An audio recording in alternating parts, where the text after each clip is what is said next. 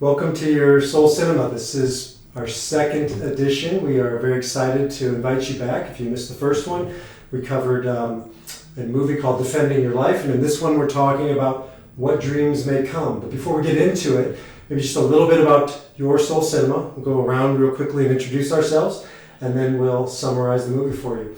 So I am Baruch Halevi, co-founder of Soul Centered with my wife, Ariella. We are Soul Centered, and Rebecca, Rosen, and Chris will introduce themselves. But we are collaborating on this program, this project called Your Soul Cinema, to help give people an understanding of how we understand the journey of the soul through amazing different movies that really take on aspects of the soul's journey into this life, through this life, into the next world. And so we're going through all of these different movies to really bring this important conversation to life.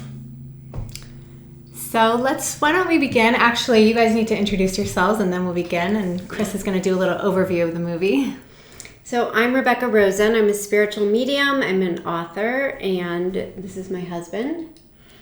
Christian Rosen. Just kidding. Happens sometimes. Often get lost as Rebecca's husband. My name's Christian Hagaseth. I'm a deep thinker and spiritual seeker, I think is what we decided to call me instead of... We represent all spiritual seekers everywhere. So. Right. So we're going to have Chris do a synopsis of the movie, then we're going to dive into it and see where the spirit takes us. So this movie is more than 20 years old, 23 years old. I think it was in the theaters. And absolutely the worst date movie ever. If you're thinking about taking a date and getting lucky, not going to happen.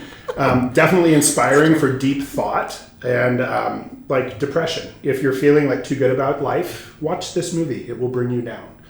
Really though, it is a very sad story though. I mean, it's Robin Williams cast as the main character. Both of his children die.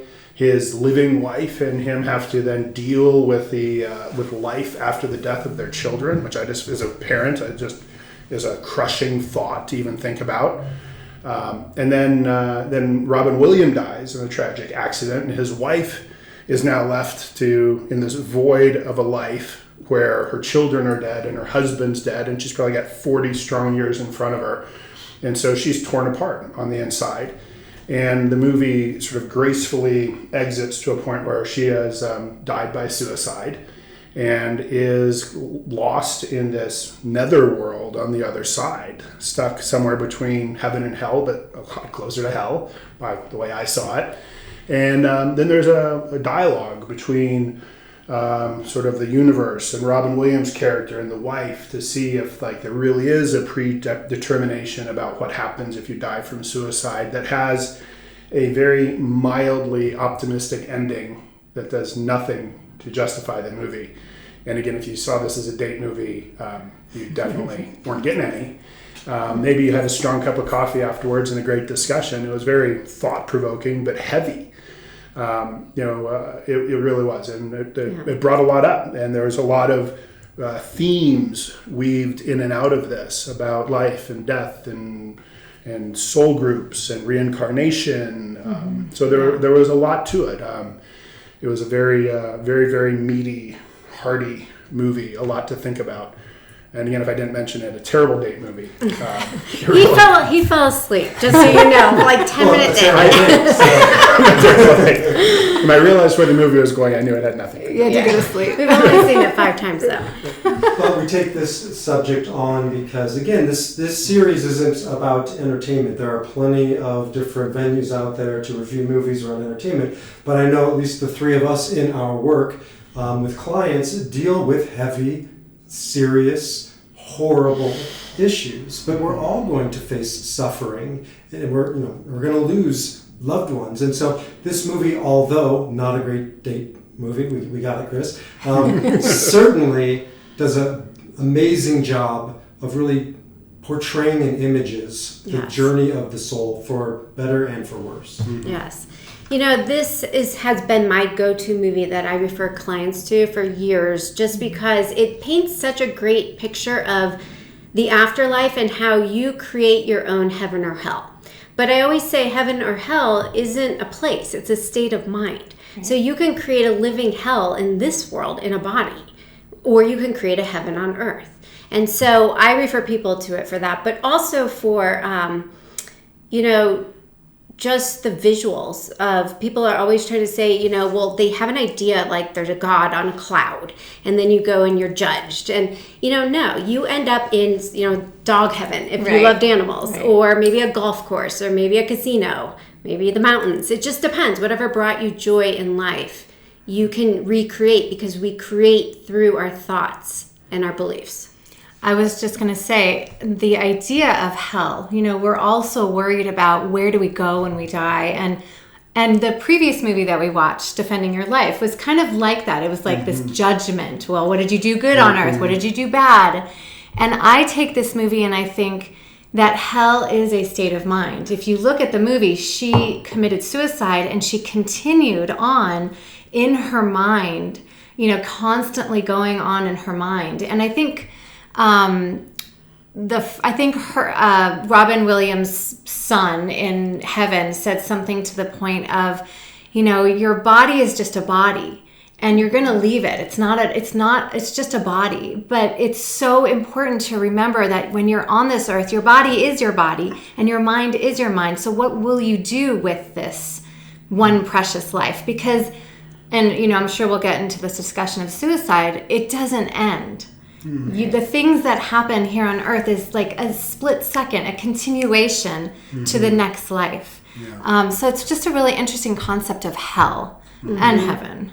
And it's particularly poignant for certainly Rebecca and I. Our father, Shelley Perlman, took his own life, and our grandmother prior to that, our paternal grandmother. So we have 2 generations of suicide. So this is not theoretical. And I've always grappled with the idea of hell as a rabbi. It's something I've obviously thought about. And I've never really bought into these kind of traditional notions of punishment. But I also have never been willing to say that there are consequences to your choices. Mm-hmm. And for me, and I think this is why we refer people to this movie, because I think it does a very good job of connecting choice and consequence. Right. And there are always consequences to our choices. Yes. A year after our dad died, he started coming to me in dreams. And one of the dreams, I guess I had been asking, where are you? What does it look like? What are you doing? And he showed me, and it was a real visitation, because those you never forget.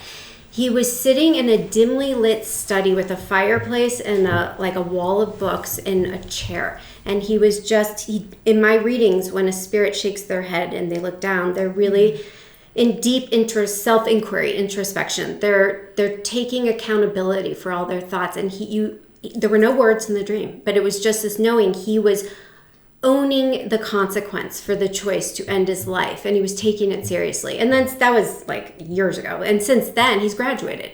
He's done the work. But at the end of the day, everything follows us when we pass away. So you either do the work while you're here, or you're going to have to pick up where you left off and do it there. That's right. When I counsel people in my healing sessions, there's been actually recently a few people that have come up with, why am I here? Why not just end it? Mm-hmm. And I think it's just such a strong message, and it's something that we teach our children, and I'm sure you do too with the history that we have, is that it is a state of mind. Hell is a state of mind. And what you deal with here, there's no out. Right. You continue on after you pass away. So committing suicide is an act of going back into that school, going into that the state of mind. And it's better, like you said, Baruch, to make that choice here on earth, to do whatever you can to choose to live. That's right. It seemed to me, though, that it felt this woman who commits suicide is her children die, and then her husband dies. And she's left in the world alone, commits suicide, and then is, I'm going to say, damned to hell at that point. And to me, that felt very judging, unfortunate. Like, I have a lot of compassion for people, and I think that there should be an allowable point for people to choose their own exit. Somebody suffering from a terminal illness or in great pain, or like that woman. I mean, can you imagine the emotional pain that she would live with every day of her life?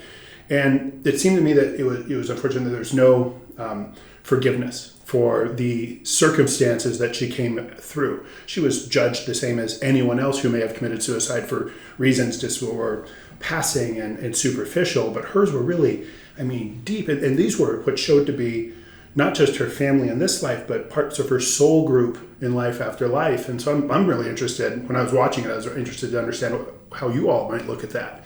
Because to me, it felt that not all suicides are equal. So I'm just going to challenge, it's good back and forth. I'm going to challenge the idea because what they said in the movie, and I believe this deeply, is that nobody was judging her. There was no judgment. It was her judgment, right? She had condemned herself to hell. And she's, and you see this in people who are downward spiraling, where it's hard to break through, and it becomes more and more and more about them and their story and their darkness. And that's no judgment on me on the outside. It's them losing their way on the inside, losing their way out of their hell.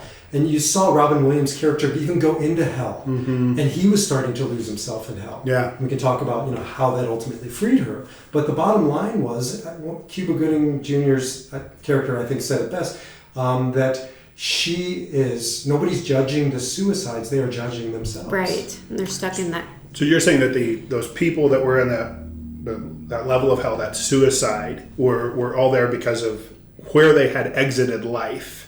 Not that they had been cast there because of the way they exited life. It's that their mind, body, and spirit was at that place when they exited. And they could not receive any light into their darkness. There were no windows. There were no openings. And I can't remember who said it in the movie, but they said something like, it's her lack of forgiveness. Because if you remember, she couldn't forgive herself because she believed that if she had been in the car, her kids wouldn't have died. If she would have gotten the painting from Robin Williams instead. So she had, and I think Cuba, what is his name? Cuba Gooding Jr. Yeah. I think that he said something to that effect of it's the lack of forgiveness that keeps her stuck in her head and in hell. And this is where relationships come in, because this movie was all about relationships and how do we help people release themselves from hell. What is our role? What can we do? And I thought this movie did a beautiful job of showing that we all impact each other. Right. We have a role and a responsibility to one another. Well, so in reading, spirits will come through and say the best gift you can give the soul who died, however they died, suicide or any other way, is to pray for their highest truth and highest healing. And you're sending them love and compassion and forgiveness if necessary. And that helps them forgive themselves, and then they can ascend higher. So true. Yeah. So something else I wanted to mention is what I hear all the time from the spirits is that it's not how we die that we're judging ourselves on so much. It's how we lived and the quality of our life choices, the accumulation of them, and our character. So even though they may have died by suicide, they're not as hung up on it as we may think they are. Okay? They own it. But from the movie, I didn't fully agree with, the movie, again, it's sensationalized, it's Hollywoodized, right? There was so much truth in it, but there were pieces, to me, in my experience, that didn't line up. Well, I would go back to that scene, that's very graphic and brutal scene where he's walking across a sea of faces in the suicide. But, what each one of those person represented was their unique story, their unique suicide. There's no such thing as suicide. Somebody who's at the end of life in a pain body, who is racked with pain, and we want to show them mercy, and we help them, leave this world, is very different than somebody who Adolf Hitler. He completed suicide. I would not say that they're the same suicides. Absolutely not. I would say they're condemned to different fates for different reasons because they've made different choices. So I wouldn't say there is such a thing as a suicide. Each one has to be as unique as the person. So what else I would be real interested in hearing from each of you on was, I found it very interesting that Robin Williams' character, when walked through this afterlife, and the person walking him through said, hey, there are no rules. This is how it happens. And then at one point he went and engaged his then dead wife, and he came back out and he goes, I'm going to leave now, but I'm not going to leave in the way you expect. I'm going to stay with her here. And he went back in to hell to be with her. I mean, what do y'all make of that? What's that bring up for you? Because again, from my perspective, I was a little, Go ahead. So I was going to say, before you said this, is this, I think Rebecca, you said it, it's this idea of relationships and how we live. And so if you remember, she was in a psychiatric hospital when her kids passed away, after her kids passed away, and he could never enter in. Her gripe was, I'm depressed and you just keep on living and you keep on choosing life and you can't join me. And he was always, there was this disconnect between them because he couldn't join her and he couldn't see fully her darkness because he was afraid, I think, that he would go down too. So when I actually looked at him going into her hell, yes, there was a risk of him not coming back. But I thought that was a moment of true intimacy when he actually stepped into her mind, what she was feeling, and was able to say, like, I'm in it with you. Yes. And that's what saved her, which is, wouldn't it be great if that, I don't know, is that real? I think it's amazing. So you saw him do that in afterlife, but not in life. He was unable to, he was able to correct for it.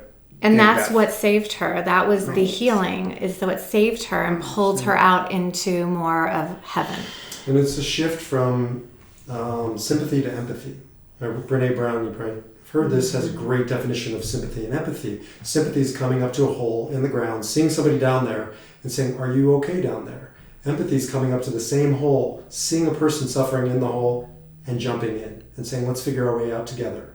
Right? And every human being wants and needs somebody to see us. Right. We need to be seen. That is the ultimate, from Kabbalah perspective, that is the ultimate thing we can do. Moses saw God face to face. We were supposed to see each other face to face. And, he spent his life looking down in the pit. Right, exactly. And it wasn't only until heaven or hell that he jumped into the pit. And it was at that moment that they were freed. Both of them. Right. And so it was this beautiful roundabout way to get to a heaven through going through this journey. Yes. Right. Yeah. It's all about meeting people where they're at with non-judgment and compassion. Right. And that brings back the compassion. And it's hard with suicide. It is. I'm just speaking personally. It took me many, many years to forgive our dad and to get to a point when I not only had empathy, I had sympathy, because there was a long period of time when I closed my heart off to him because it was so painful. We all navigate grief differently, and I had been very, very, very depressed. That's how my gift came about. So I had empathy for Dad, and I immediately forgave him. I had a very different experience, and so it makes sense. And now you're fully there, but some people never get there. And that's, I guess, what the movie was showing us. Well, it also shows you parallel heaven and earth. And I know, you teach a lot about this and you help heal people around this, that we're doing this work simultaneously. We think of, I'm doing the work down here. I've experienced this as a rabbi where people will think they're sitting Shiva, the 7 days after mourning for themselves. And they are. But what they don't realize, and I think you just said this, was they're helping their loved ones ascend. Release. The energy is as much for them as it is for you, and they're impacting you just like you're impacting them. Right. So the relationship continues on, and I thought this movie did a great job of showing. I see this picture behind you, sort of looks like the picture of the movie. It does. I chose it for that reason. Wow. And as she was painting, it was manifesting in his heaven, and her suffering was manifesting in his heaven, and there was reciprocity. Well, sorry, go ahead. So I loved the part where she was journaling, and then she started doing automatic writing, and he was inspiring her with the words. That's how my journey began. And the same with the painting. So it's such a great tool, this movie, to show people the possibility of how spirits communicate. And then the dog, I thought of you. Right away, the dog was seeing Robin Williams' character. Yeah. And his spirit guide, Cuba Gooding Jr., was saying, dogs see everything. Right. And I always say, animals are constantly tracking the spirits. Yeah. Right. I thought it was interesting when she was doing the automatic writing that it was clear that he didn't accept that he was dead, and he was trying to communicate with her, but he wasn't doing it from ascension. It looked as if the way that I think I took it was that he hadn't crossed over yet. He hadn't accepted that he was dead, and so he was terrifying her, and it made it worse. So when he finally realized he made it worse, he ascended deeper into heaven. But the idea of I think about when my grandma died almost about a year and a half ago, and I was there before she passed. I didn't see her pass, but she was half conscious, half not, and we were meditating, and I could feel her loved ones around her, specifically my grandfather and her brother. And it's like you said, with the dog that just greeted him right away. Mm-hmm. There is this beautiful thing if we bring it into relationships of if those things don't end. That's why forgiveness is so important. His ascension, he needed to ascend so she could figure out how to handle life on earth. And as he was leaving, he saw his, his angel and this dog, and there is just so much crossover. There's so much intersection between us and the other world. And I do think of my grandmother because she was a non-believer in all of this. Like she said, I'll never believe it. I'll never believe it. And she turned to me that day, it was probably a week before she passed, and she said, if I could believe what we just saw, then I would be at peace. Wow. And it was like I did my job as a granddaughter to help her see all these people waiting for her. And beautiful. Like that is so beautiful to cross over and know that you're not alone in all of this. So let's, before we wrap up, let's talk about that topic, because I think it's an important topic, and that is playing, doing your work and your purpose in the journey of others, on the journey of others, guiding them back and forth. And, the different roles in this, his son and his daughter, their son and their daughter, and the doctor, they all had different roles to play in each other's lives. I know you deal with this all the time. I mean, this is guides and angels and, spirits. And I just think that this movie reminds us that we all have a purpose and a part in each other's lives. Absolutely. Yeah. I mean, we have a soul contract, and we have that team spirit, and people living in this world, and then the non-physical beings that are our support team. And so that transcends, they're working with us while we're here, and they'll pick up where we left off with us when we cross over. Yeah. I guess lastly, I would just want to say that, it's art, and yet it's also real life, because Robin Williams completed suicide. I mean, this was a man who, to the world, looked so happy. And I think, was it 2015? I don't remember. Yeah. I just remember it was the number one Googled search that year. Was Robin Williams suicide. So I think interesting to that. So Robin Williams has been later identified to have Lewy body dementia, which was very scary for him and disassociative.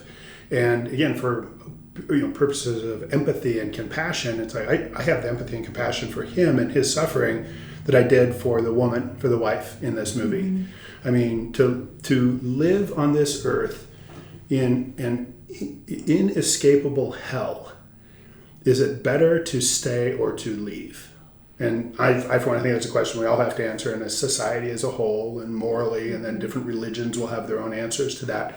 But I, for one, have extreme compassion for those people that suffer that much. And for Robin Williams in his real life case, and for the wife in this case, I think that we all have to be open to the fact that somebody who takes their own life and chooses to end their own life has not committed a mortal sin, but has graced their own selves with the compassion that they probably have for others in that suffering. Right. Because Robin Williams' suffering with Lewy body dementia was, but everything I've read about it, it's horrible. I wouldn't wish it on anyone. And the other piece of that, too, is that this is a man who appeared so happy. I mean, all of his, except for this one, this was like the one-off. But most of them were really, upbeat, happy-ish, dark but happy movies. And, you just can't know what's going on behind somebody's eyes, what's going on in their mind and their heart and their soul. And back to compassion and empathy, not sympathy. And really just thinking about this man when I was watching it, I just kept thinking, it's so close to home. Yeah. I thought that many times watching it too. It's like, wow, art is imitating life. It's first it was art, the movie was made, and then Robin Williams sort of took a similar path in his own life. Yeah. And maybe that was divinely designed. It prepared him, for the path. But the other thing I want to add to what you just said is that, suicide most often is mental illness. And so it's just like any other illness. And people who die from cancer aren't condemned. And so I think a huge misconception, because I hear it all the time, is the suicides are not in trouble. They're not judged. There's a lot of compassion. It's sometimes the living mind, humans who have a limited thinking and are judgmental, are quick to judge. It's wrong. You know, it's good or bad or right or wrong. And so, yeah. Well, that's why there's a movement now to not say commit suicide, because Right, commit died is by. the crime, died by or completed suicide. But, Yes. and if you do say commit, I don't think it's wrong because it's part of our vocabulary. But I think it's an important shift in the way we think about it, which is what you're talking Right. about. And this movie, I think, does do a good job. In the end, stick around, don't fall asleep like Chris. If you make it to the end, there's this uplift at the end that love gets them there, compassion gets them there. They're reunited because of that compassion. And one last thing, they choose to come back. Reincarnation. I was just gonna say reincarnation. That's a whole other topic. Yeah. But it is interesting, you know, they were willing, and they said at the end, you know, they were willing to leave their kids so they could come back and find each other again. And they said, you know, to spirits, to people who have passed over, it's like a blip. Yeah. You know, they'll come back right away. You won't even miss them. But it was really interesting to take that leap of faith and really go into another lifetime together. And then yes, a whole other conversation is, you think about the people you marry, the people that you are in family with, and it feels so familiar. You know, that connection feels otherworldly. It feels other lifetimes. So there is so much more. There's so many facets to this movie. So we'll have to think about a reincarnation movie. I'm sure there are a few out there. Yeah. But that would be a good segue That would be a good topic. to the next topic. Final thoughts?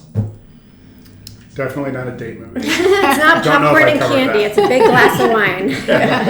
It's a serious movie about a serious Yeah. topic, but it does do a good job of bringing to life what otherwise might have just been left in ancient mystical texts and conversations that don't happen often enough. So we hope that this gives you some fuel to watch the movie and to enter into meaningful dialogue. And if you are struggling with depression, if you are struggling with darkness of any type, seek out a mental health professional. You're not alone. There are people out there that are waiting and ready to support you. I know we all are. And we send you love and light on your journey. And we will see you in the next movie. Take care.